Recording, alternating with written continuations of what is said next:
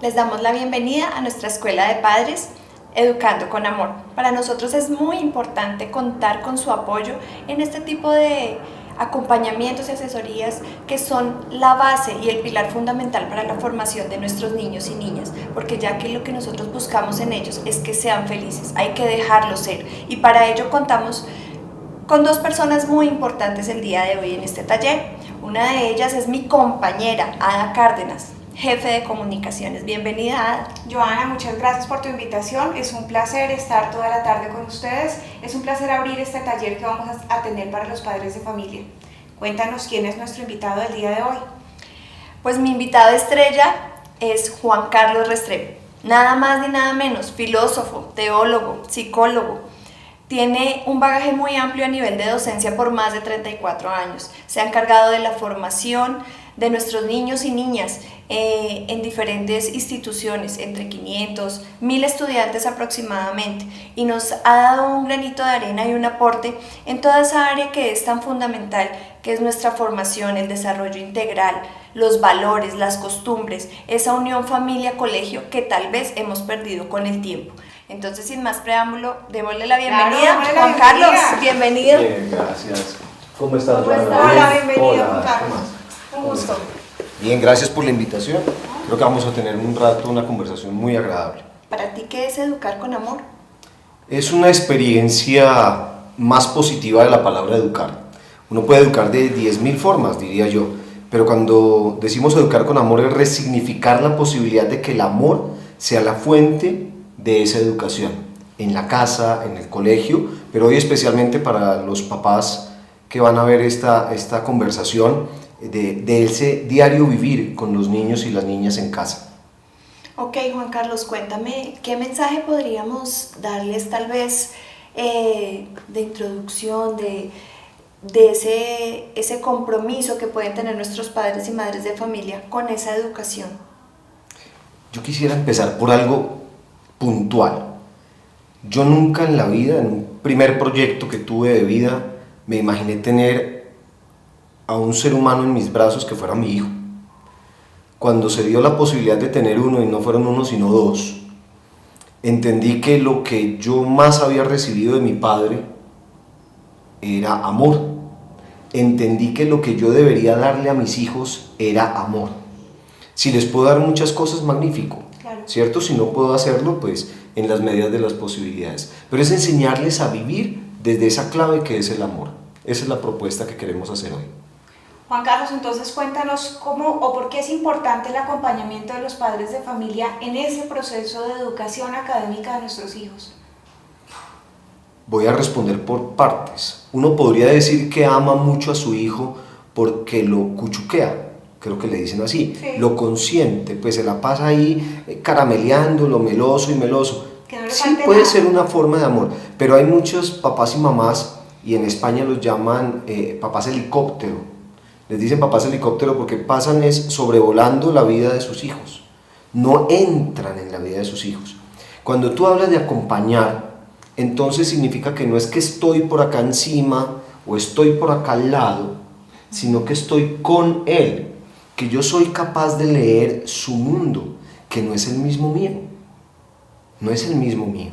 El mundo de nuestros niños de 1, 2, 3, 4, 5, 6, yo me arriesgo a decir hasta 7 años, no es el mismo que vivimos nosotros, ¿cierto? La tecnología, la globalización, la cantidad de información, los papás ocupados todo el día, a toda hora, no hay tiempo para ellos, entonces les va creando un mundo totalmente diferente. Acompañar es estar con. Yo aún juego con mi hijo menor con muñecos. Pues yo ya estoy mayorcito, pero igual no me da pena hacerlo. Además es mi hijo y le doy la posibilidad de que entienda que lo amo, que puedo jugar con él y que comparto con él muchas cosas. Igual cuando él se sienta a contarme alguna cosa que es muy importante para él.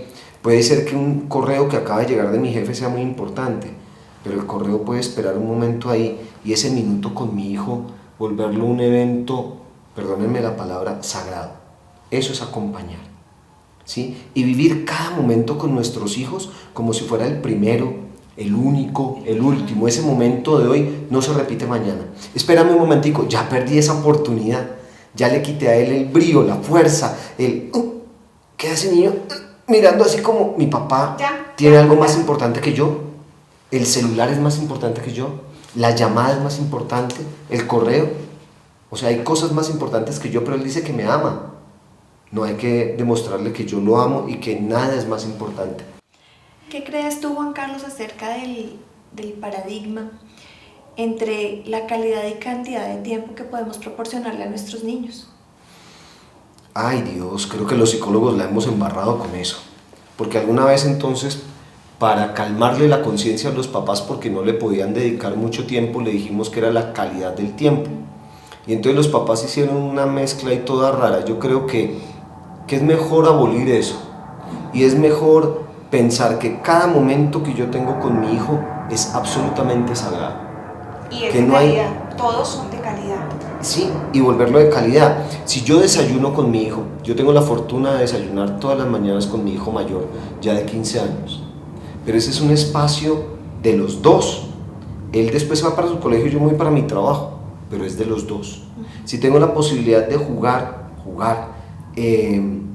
voy a hacer una infidencia. Soy yo en casa quien acuesta a los hijos. Los acuesto y yo juego con sus muñecos en el menor y con el grande lo sereno un poco de tanta información que ha tenido para que tengan una buena noche. Es decir, vuelvo y repito algo que me parece importante, no hay ni nada ni nadie más importante que mis hijos. Entonces hay que tener una claridad perfecta. Cuando estoy en mi trabajo y cuando estoy en mi casa soy el papá de mis hijos, y cuando ellos se duermen soy el esposo de mi esposa. Cada momento, que es irrepetible. Eso es lo que yo digo, educar con amor, que implica reeducarnos en nuestras costumbres, buenas o no buenas. Yo no vengo a juzgarla nada, no soy juez de nada, pero sí es importante que resignifiquemos esos momentos. Además que es muy importante tener claro que nosotros somos el modelo a seguir para nuestros hijos. Somos quienes les damos esas herramientas, esas bases a cada uno de ellos. ¿Cómo crees que nosotros como papás o como mamás estamos influyendo en esa formación y en esa crianza de nuestros niños para tal vez tener unos preadolescentes competentes? No sé si te acuerdas, en una conferencia que sé que estabas tú, yo les decía que es el ejemplo el que educa, es el ejemplo. ¿Quiénes le enseñamos a los niños a decir mentiras? Los papás. Y es el ejemplo que siempre hago. Llamamos al niño, a la niña, le decimos: no me mientas, me haces el favor, no me vuelves a decir mentiras. Y te vas a tu cuarto a pensar, porque me dijiste mentiras. Qué cosa tan horrible, me dijiste mentiras. Mandamos al niño al cuarto, él se va al cuarto y se encierra. Él no está pensando en nada, sino está esperando a que a mí me pase la rabia. Suena el teléfono y le digo a mi hijo, a mi hija: contesta. Si es Gonzalo, dile que no estoy. ¿Qué es el mensaje que se lleva al niño? A mi papá o a mi mamá no le miento, porque el man se pone bravo, se enoja, se molesta conmigo, me encierra en el cuarto, me rechaza, ¿sí? Pero me necesita para que yo le acolite una mentira. O sea, yo a los demás sí le puedo mentir. Además, si él me lo pide, lo puedo hacer. Es una orden, y entonces yo entro en contradicción. Y entonces son esos niños que fácilmente, y los verán ustedes, mira, no hice la tarea, si quieres habla con mi papá. ¿Cómo consideras que estamos adelantando el proceso a nivel nacional con el de 0 a siempre? ¿Y cómo lo estamos adelantando desde nuestra casa, los jardines infantiles? Hagamos dos apreciaciones. La primera es un temor, no una resistencia a todo este tipo de ejercicios que salen desde los despachos de las primeras damas, porque duran 4 años o en las últimas 2, 8, ¿cierto? Mi pregunta es: ¿qué va a pasar si no asimilamos esto rápidamente cuando se acaben estos 8 y llegue otra primera dama a proponer otra cosa? La propuesta, y viene el segundo punto, es más interesante cuando la conocemos y la resignificamos a nivel de nuestras instituciones. Por ejemplo, cuando retomamos un ambiente, ¿cuál es el ambiente de un jardín y cómo debe ser para que esos niños y niñas se sientan bien? Yo conozco un poco la propuesta que se hace en el Gimnasio Santana, y cuando a mí me dicen del ambiente, pues yo sé que es un castillo, y es un castillo además hermoso. Así es. Pero Pero esos muros, ¿qué le respiran al niño? Le respiran tranquilidad. El niño debe ser feliz ahí, que es parte de la misión del gimnasio, ¿cierto? En lo que yo he podido leer. Es parte, ser feliz. Entonces, esa estructura física, ¿sí?, le permite al niño sentirse y ser feliz. Eso es bueno, ¿cierto? Es recuperar eso en uno de los tantos puntos que la propuesta plantea. No hay que meterse en un tema político. Si nos metemos en eso, la conversación se vuelve agobiante. La propuesta es bonita, hay que rescatarle lo más significativo y poderlo apropiar a los jardines. Yo sigo creyendo, y aunque he trabajado mucho en colegios grandes, en que la propuesta de los jardines para los niños de 0, y no diría 5, yo vuelvo a decir 6 hasta 7 años, es absolutamente valiosa. Es garantía de muchas cosas para los niños, las niñas. Es una estructura de seguridad, no solo de felicidad, de seguridad, de aprendizaje. Mira que estoy de acuerdo contigo, Juan Carlos, porque nosotros tenemos una persona muy cercana a nuestra institución y es el doctor Benítez. Él es el director de neuropediatría de la Clínica Santa Fe. Él es una de las personas que vela y siempre nos enfoca que el bienestar de nuestros niños entre 0 a 6 años son la base para lo que vamos a lograr, tal vez en cómo vamos a resolver un conflicto, en la tolerancia a la frustración, en el manejo de emociones, en el respeto por mi cuerpo y por el otro, en la toma de decisiones. ¿Qué vamos a forjar en esos niños? ¿Tú qué piensas al respecto? Me parece encantadora la propuesta. Yo creo que un niño, y lo digo en esta forma, un niño que no se ha aporreado, que no se ha caído al piso, que no ha probado piso, no es niño. Yo creo que un niño, hay unas propagandas bonitas, hay un niño que tiene una hamburguesa así y coge y la abre y se mancha la camisa, ¿cierto? Yo me río de esa propaganda. Más de una mamá estoy segura que ve la propaganda y dirá, lo mato. ¿Lo mato qué? Qué bueno que se unte. Claro, además, claro, miren que el gesto goce. va más allá de la untada. Él parte la hamburguesa porque la va a compartir y se nos olvida de eso, Así porque es. es que se ensució la camisa. No, y qué tal ese comercial donde también el niño dice, a mí no me duele, a mi mamá sí. Y Sí. uno dice, ay no, me Pero dolió. mira que es cierto, los adultos le hacemos una transferencia de muchas cosas a los niños, ¿cierto? No le permitimos, que es la propuesta que entiendo del neuro, no le permitimos al niño arriesgarse, no le permitimos al niño exponerse y medirse hasta dónde él es capaz. Entonces nosotros le decimos hasta dónde él debe llegar, hasta dónde camina, por dónde sube, y eso no puede ser posible. Cuando hablamos del acompañamiento, en una pregunta anterior, en una reflexión anterior, no significa, me voy a parar y voy a hacer el ejemplo. El niño va a caminar por acá, Sí. ¿sí? Perdona, aquí que te dé la espalda. La mamá va a caminar por acá. Los dos van para allá, pero ninguno de los dos da los mismos pasos. Así es. Esa es la clave del asunto. Que no sea, ven, tú tienes que ir por acá porque yo voy por acá. Y la mamá siempre lo lleva de la mano y ella está garantizando que nada le pase, nadie lo toque, nadie nada. No, porque el niño tiene que medirse. Eso le va a favorecer a él todo, yo lo llamo el garaje. Autoestima, autocomprensión, autoseguridad, todos los autos que él necesita, él los va a tener ahí sólidos cuando uno de papá o mamá le permite ese tipo de experiencias de vida. Digamos, nosotros en nuestro rol de papá o de mamá, ¿cómo podemos manejar tal vez ese no por respuesta, sabiendo que eso hace parte del educar con amor? Es que hay que saber decir no y hay que saber decir sí. Lo importante, el principio no es el no, el principio tampoco es el sí. El principio claro en la educación con amor es que lo que tú le digas a tu hijo, lo cumples. Si tú le dices a tu hijo, si tú no haces esto, te voy a hacer o te va a pasar, se cumple. Pero suele ser que entonces tú te haces cara de bravo, le dices que eso va a pasar, el niño te hace un puchero y tú te desboronas y el control ya no lo tienes tú, lo tiene el niño. Y él a la primera que pase eso, se da cuenta que tiene control sobre ti y tú perdiste la posibilidad de educarlo, ya es él el que te tiene en las manos. Entonces, cuando digas no, es no, punto. Cuando digas sí, es sí. Hay otra clave, consentido. no con sentido pegado, sino con sentido. Sentido. No porque tal cosa, no estilo Andrés López en pelota de letras, porque mientras usted esté en esta casa hace lo que yo le digo, no. Es no porque si tú haces eso, o si llegaras a, o si sucediera esto, te puede, no sé, con una lógica. Juan ¿cierto? Carlos, Y pero sí, lo tenemos mismo. muchos papitos que nos dicen, esto me está pasando de 7 a 9 años. Cuando son chiquitos, dejémoslos hacer las cosas porque ellos no entienden el sí o el no. ¿Qué hacemos cuando son tan pequeñitos? Sí lo entienden. Es decir, puede haber unas discusiones desde todo lo que es la estructura de Colbert en el desarrollo Sí. moral. Seguramente va a haber una discusión ahí, pero los niños lo entienden. Además, recordemos que de 0 a 5, ponle de 0 a 6, ellos son de lenguaje concreto.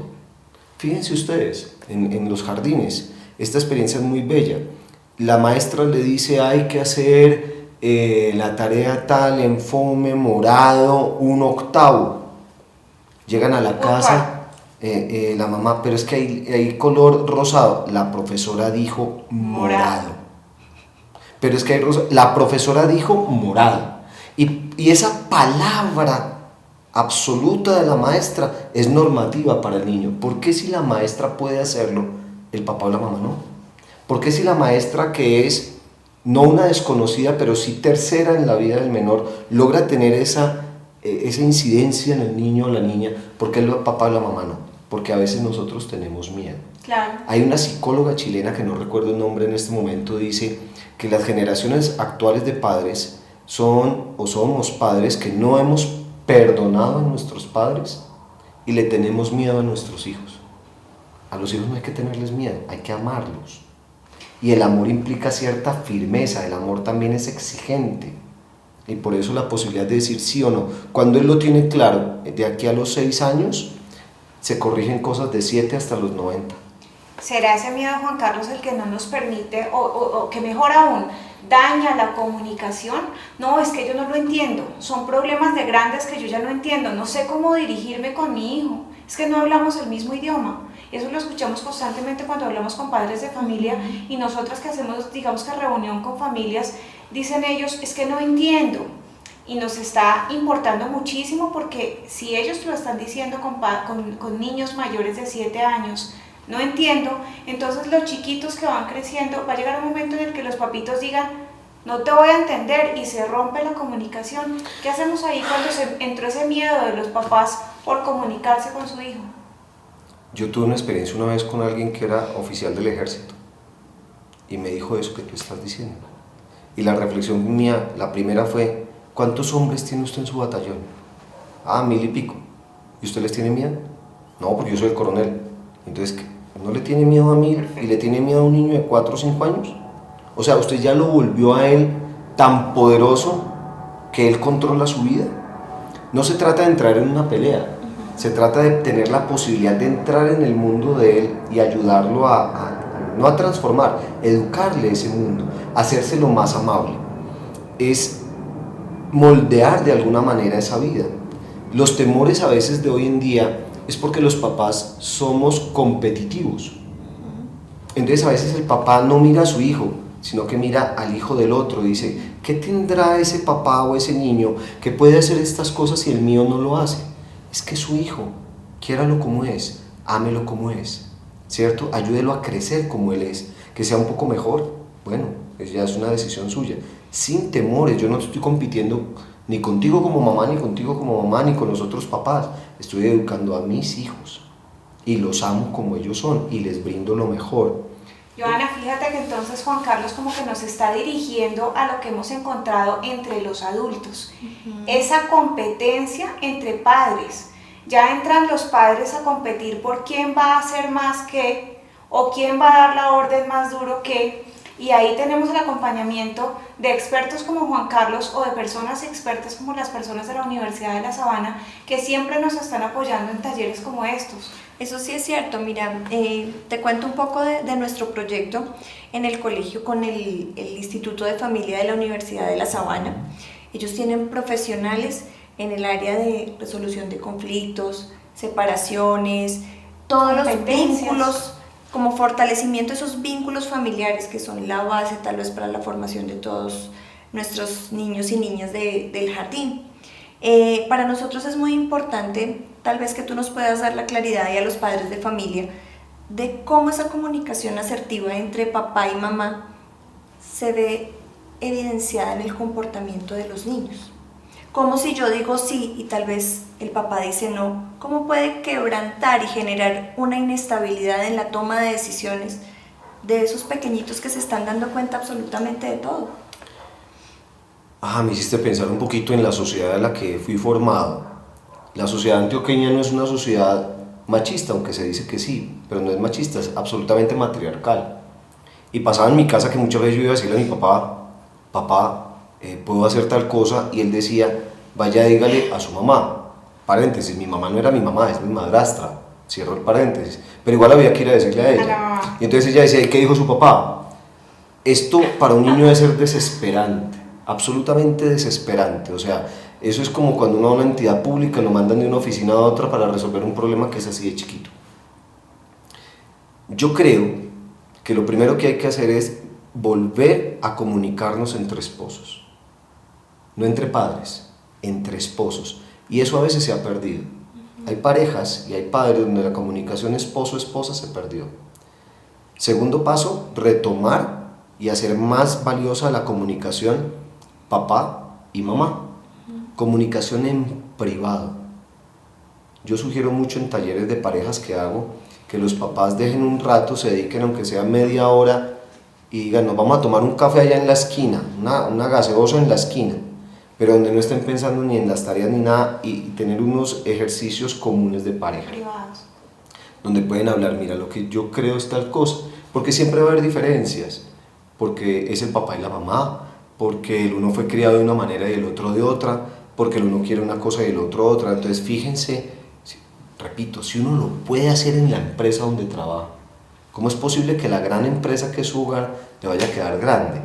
¿Cierto? Entonces los dos socios, papá y mamá, se sientan y dicen, nosotros lo que queremos con nuestros hijos es esto con Santiago, que es el más grandecito, tal cosa, y esto con Daniel, que es el más chiquito, tal cosa, y con Julianita, pues como todavía tiene 3 años, vamos a llevarla acá, y como es la niña, entonces cuidado con esto, y tú la estás consintiendo mucho, y yo le estoy haciendo y entre los dos.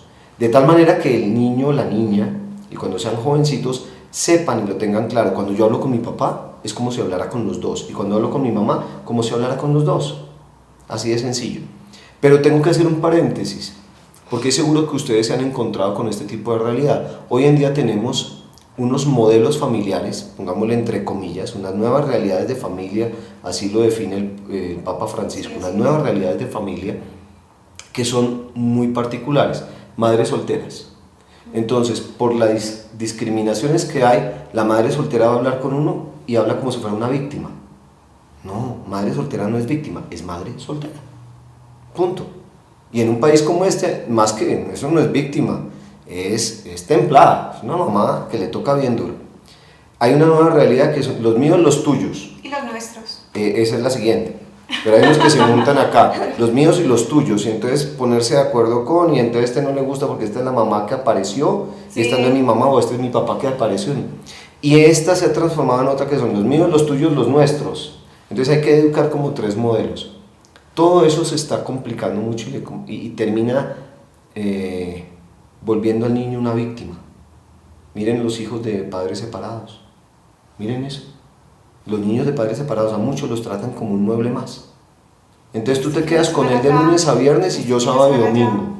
Y en las vacaciones una semana tú, una semana yo, y la otra que él se vaya para algún lado será porque ¿qué hacemos? No.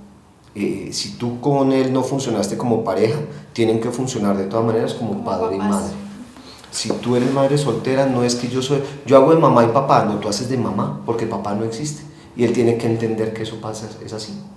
Tiene que vivirlo, es su realidad. Y no una realidad para pobretearse, una realidad para que él pueda ser en ese contexto. Y los míos, los tuyos, y los míos, los tuyos, y los nuestros, que cada uno se identifique en su contexto y no pierdan de vista el rol del adulto que lo está formando.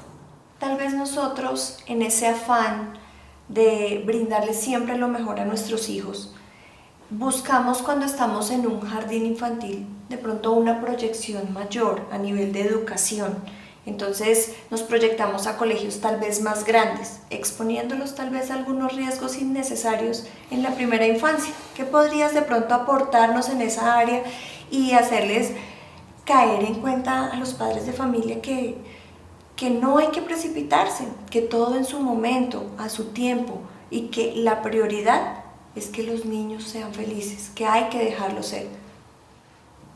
Tú en la introducción hablabas de esa experiencia en colegios grandes, y sí, ciertamente más de 1.300 hasta 1.400 estudiantes llegué a manejar en algún colegio.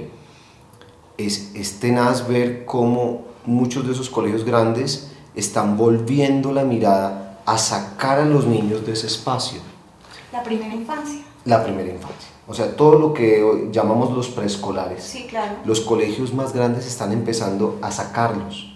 O si no pueden, porque pues el espacio físico ya no lo permite, a generar que ese preescolar, aunque esté ahí, sea un mundo aparte.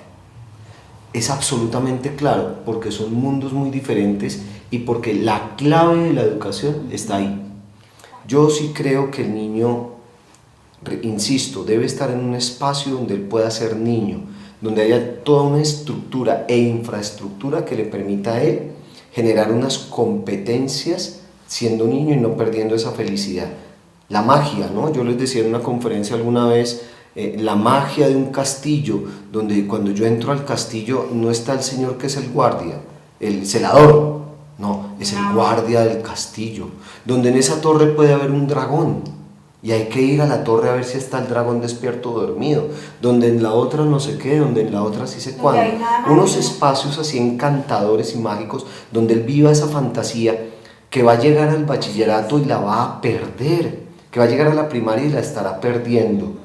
Y además, porque sí hay papás que lo dicen, pero a los 15 días, cuando el de bachillerato está jugando fútbol y sale el balón y al lado del balón el chino volando, entonces llegan y dicen, ¿usted por qué me los tiene juntos? Y lo digo por experiencia. No son espacios realmente aptos para... ellos tienen que vivir un mundo de magia, de encanto, donde puedan generar todas las competencias que ellos deben generar y ser felices. Nosotros en nuestro gimnasio tenemos espacios adecuados totalmente para ellos, para sus habilidades, para sus destrezas, la parte artística, teatro, danza, expresión corporal, todo lo que tiene que ver con Cuéntame un cuento, esa creatividad. El solo hecho de que haya una persona que se disfrace, personifique y te involucre a ti en una historia, eso ya está marcando la diferencia en cuanto a procesos de aprendizaje, en lo que por medio del juego tal vez para mí puede ser un aprendizaje significativo. Todas esas cosas hacen que nuestros niños realmente tengan unos buenos procesos de aprendizaje y que sean felices. Nosotros no buscamos la cantidad, sino la calidad de ese espacio y de ese tiempo que estamos proporcionándoles a los niños en el jardín. Y es que hay algo importante para cerrar esta idea, es que los papás algunos dicen que el campestre, pero en muchos colegios campestres que yo he conocido los niños no pueden salir porque es que hace mucho viento, porque está lloviendo, porque el jardinero acaba de hacer no sé qué, y entonces el niño se queda en el salón. O es campestre pero los espacios son cerrados. Pero sí hay verde, pero los espacios son cerrados. O sea, también en las propuestas de algunos establecimientos no funciona, ¿no? Lo importante yo diría es que ese espacio, igual que la casa, tú bien decías, ahorita pasan mucho tiempo ahí, haya todas las condiciones para que él o ella sean él y ella, siempre felices.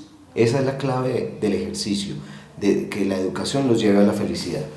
Juan Carlos, me encantó tenerte con nosotros, gracias por tus aportes, tu experiencia, tus conocimientos, nos sirve mucho como personas, como mamás, como profesionales, realmente valoramos mucho este espacio compartido con nosotros. A ti, Ada, muchas gracias también por compartir tus experiencias y a ustedes, queridos padres de familia, muchas gracias por compartir este espacio que son la base para la formación de sus hijos. Esperamos tener gran acogida por parte de ustedes utilizando nuestras herramientas de tecnología por medio de la plataforma de cibercolegios. Ahí vas a encontrar el cuestionario que debes resolver y enviar el día 2 de septiembre. De todas formas, ya con anterioridad habíamos enviado por medio físico este cuestionario también. Que tengan una feliz semana y muchas bendiciones para su familia.